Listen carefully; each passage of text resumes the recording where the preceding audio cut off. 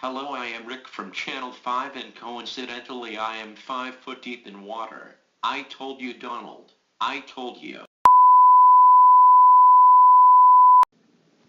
Ugh. The menace we are facing here is greenhouse effect, undeniably one of the most catastrophic type of climate change. After humans neglected it for centuries, it had since developed rapidly, and is now in the process of destroying planet Earth. One of its long-term effects is the reason our newsroom is flooded.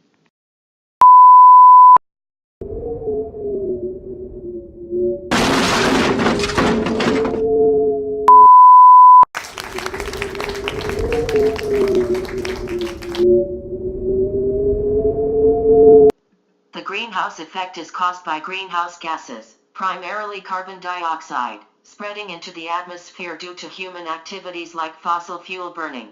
The concentration of greenhouse gases prevents the heat radiated from the sun from escaping the atmosphere, warming up our planet in the process.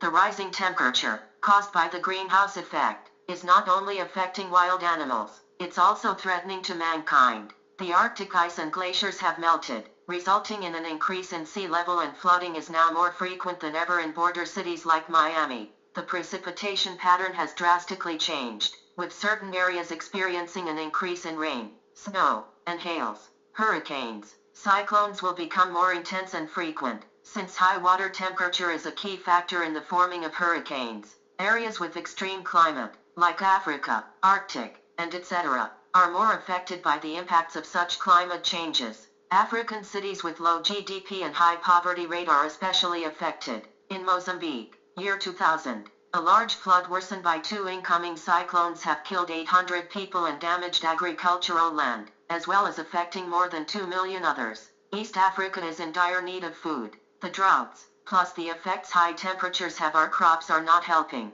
Countries are at war due to the limited and sacred supplies, and people are more vulnerable to diseases like malaria. Now it's time for Politics by Day.